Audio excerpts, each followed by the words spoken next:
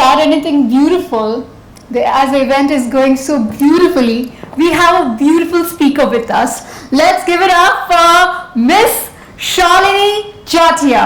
Ladies and gentlemen, before we head into our scheduled tea and coffee a little later though, networking break, we have one final beginning, incredibly vital session as we discuss the grand theme of reimagining healthcare. We must look at the real world pillars who ensure that medical innovation translates directly into social impact and human dignity. To take us into this presentation, it is my absolute honor to welcome an extraordinary woman leader who has dedicated her life to making life-saving care accessible to those who need it the most. Ms. Shalini Jatia is the officer in charge of the Impact Foundation at the Tata Memorial Center and serves as an honorary advisor to the Chief Minister's Relief Fund, Chief Minister's Office, Government of Maharashtra. Ms. Jatia has spent years at the forefront of healthcare management and social impact, pioneering a sustainable and globally recognized model for pediatric cancer care.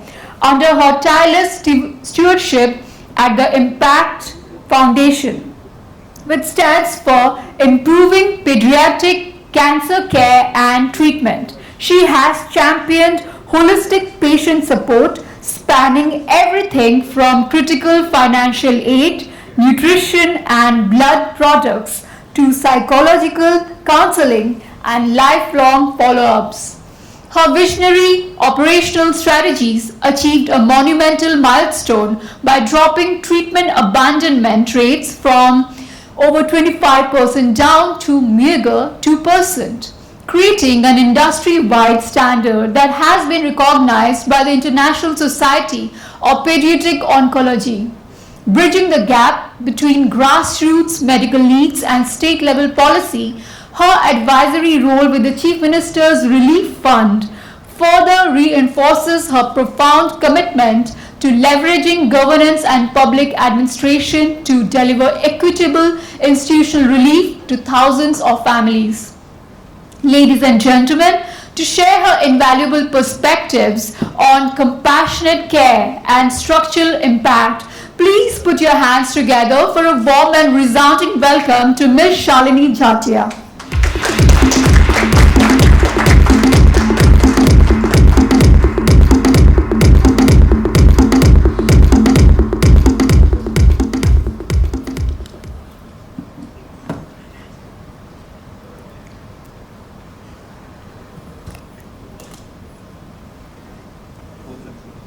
Thank you for your kind introduction, Leslie. Thanks a lot.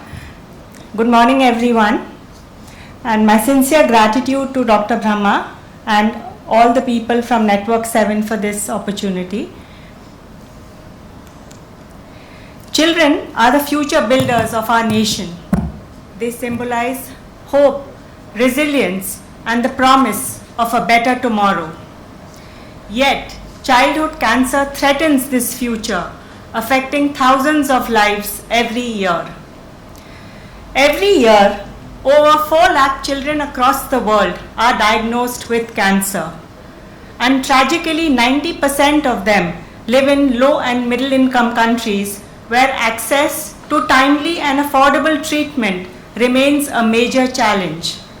And as a result, survival in these countries are as low as a 30%, in stark contrast to the survival rates of 80% which we see in high-income countries.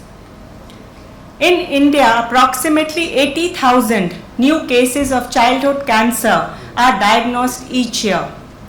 And alarmingly, only 50% of these children reach hospitals for treatment, leaving thousands without the care they desperately need.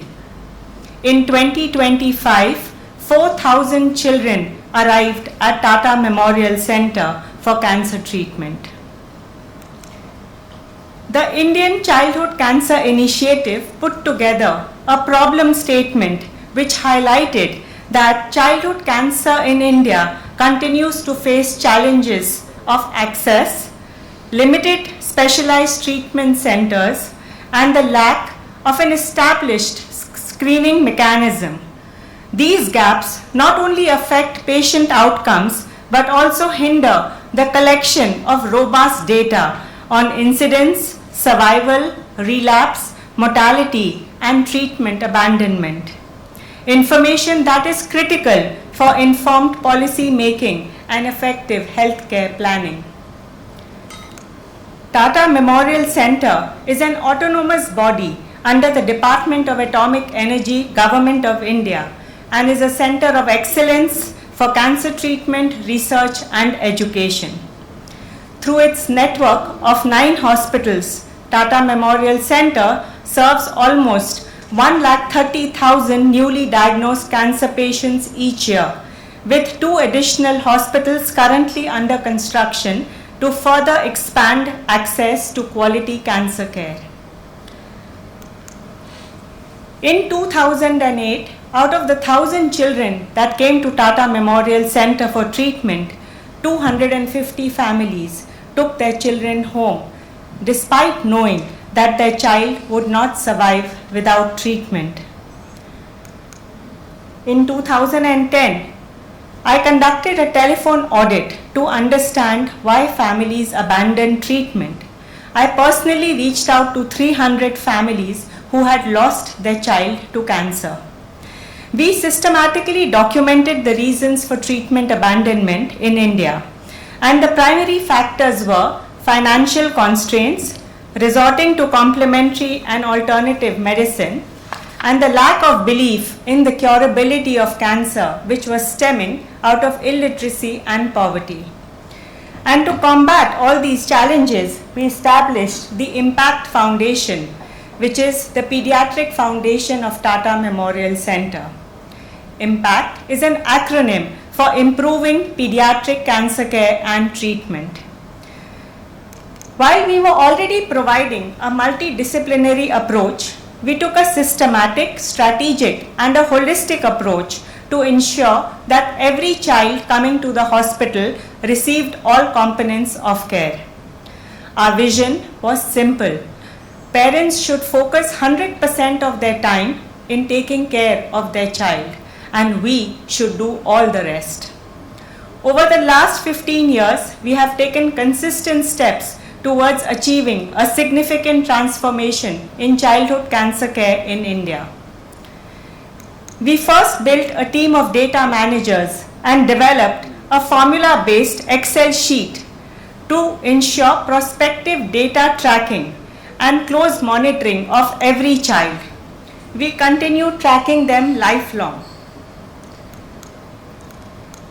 In 2010, we set up a social support group comprising of doctors, NGO partners, volunteers to handhold families through their journey. This group has met every week for the past 15 years, discussing the newly diagnosed patients and addressing their needs.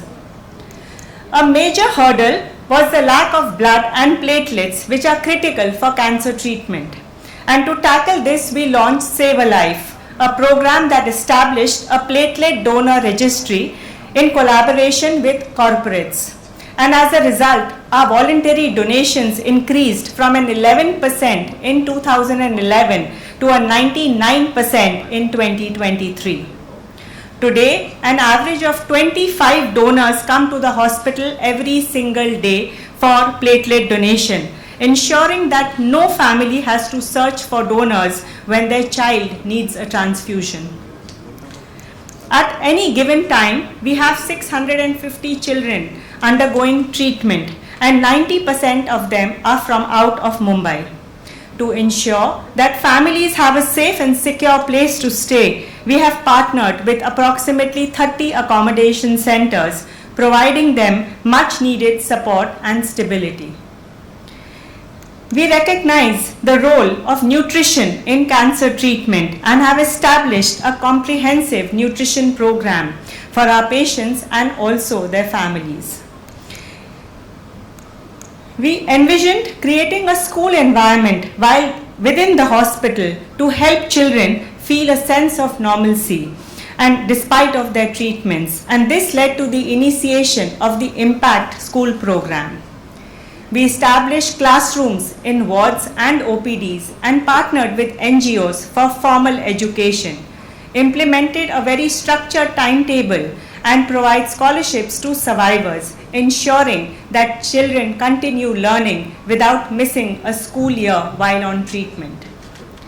Beyond academics, our sports program and training have ensured that children can compete nationally and internationally, and many survivors have become state and national level champions, proving that a cancer diagnosis does not define their future. One of our most sensitive programs is bereavement support. When a child succumbs to the disease, our team provides grief counseling to the family, ensuring they have emotional and psychological support during their difficult times. We also take the responsibility of ensuring that the last rites of the child are done according to the wishes of the parents, offering them dignity in death and solace in their loss. Out of the 9 Tata Memorial Hospital centers, we treat children in 7, and each year our patient loads are only increasing. 80% of the children that are registered in the hospital are from the poor socioeconomic strata. They have no medical insurance, nor can they pay out of their pockets for their treatments. Our infrastructure and operational needs are met by the Department of Atomic Energy. However, we need to raise funds for our treatment costs and other programs which I just mentioned.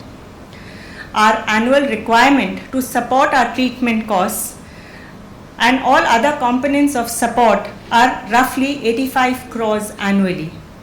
Impact Foundation is able to raise only about 70% of this, and this is through the government sources, the grants, the corporates, the CSRs, the NGOs and the individuals.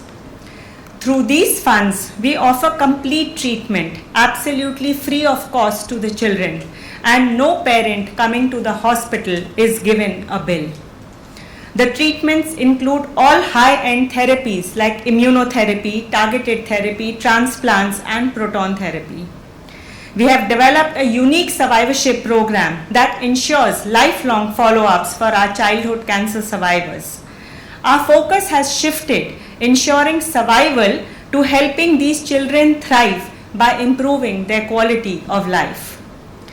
With the implementation of this holistic support program, we have been able to reduce the treatment abandonment rates of childhood cancer from a 25% in 2008 to a 1.77% in 2024, thus saving thousands of lives. We analyzed our long-term survival outcomes during COVID, and with our holistic strategy, our survival rates have increased from a 41% in 2010 to a 58% in 2018, significantly higher than the average 30% survival rates of low and middle income countries. While significant progress has been made in improving childhood cancer outcomes in India, much remains to be done to ensure that every child has equitable access to quality care. Building a sustainable ecosystem for pediatric oncology will remain and require strong public-private partnership, bridging all agencies such as the government, the healthcare institutions, industry, NGOs, philanthropists, and communities.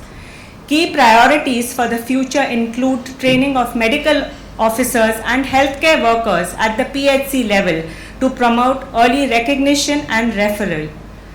Establishing structured referral pathways to ensure timely and access to specialized care. Supporting early diagnosis and emergency treatments. Ensuring timely initiation of evidence-based therapies. Sustaining treatment through accommodation, nutrition, travel, and psychosocial support. Decentralizing care through shared care networks and regional partnerships. Leveraging digital systems to improve care delivery, monitoring, and follow-ups. and expanding access to newer therapies that improve outcomes while reducing long-term toxicity. And lastly, strengthening the home-based palliative care services to provide compassionate support closer to children's homes. By investing in hope and building sustainable systems of care, we can bridge the survival gap and create a future where no child is denied a fighting chance at life. We stand aligned and committed to building a world where we can offer the best possible care to each and every child, regardless of their gender, caste, financial status, and ethnicity. Together, let us build a future where childhood cancer is no longer a death sentence, but a battle that can be won. Thank you.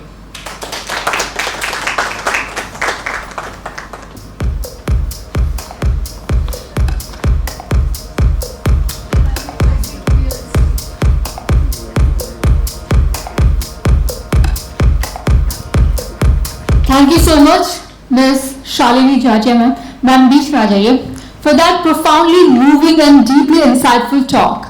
Your incredible work is a powerful reminder of what compassionate, accountable leadership looks like in action. Especially when a woman is in charge, she gives her maternal touch, and I think the children are blessed when you say it, the way you have been helping the children. It's incredible. Thank you so much. And to express a reminder, our immense gratitude, I now invite our chairman, Dr. Satya Brahma, back on stage to present a token of our appreciation to Ms. Jatia.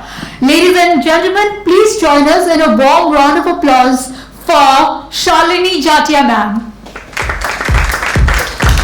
So, before we give this special recognition to you, I just want to ask one question.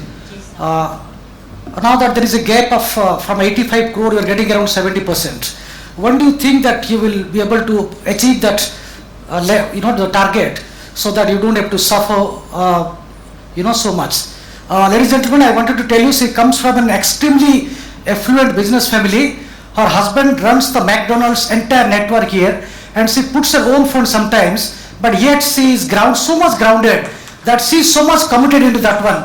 She told me while speaking to her that she told me that I am not interested in any funds, and what she is interested, she is totally devoted to the cause. So please give her a good big round of applause, and please answer my queries here.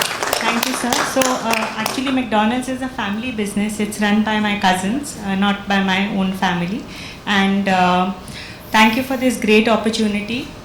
Each year there's an amendment in the CSR laws. So we are continuously putting in our efforts to try and get more CSR each year. And I feel that the government grants are also becoming much more accessible than what they were. Documentation is becoming far more possible. It's much easier to get documents in place now as maybe 5 or 10 years earlier. So I feel that this gap is slowly getting bridged, and each year we are able to raise more funds than the previous year. Thank And you. it is also a very pleasant to know that she works very closely with Honorable Chief Minister of Maharashtra, Shri Devendra Fadnavis ji, as an advisor in the Chief Minister's Relief Fund. So she is doing great work, and thank you for being here and sharing your insightful talks. Thank you everyone. Thank you. Just a minute, you can think. I request both of you to be in the center. On the red spot, please. Please come here. और थोड़ा आगे आ जाइए so that the pictures get clearer and brighter.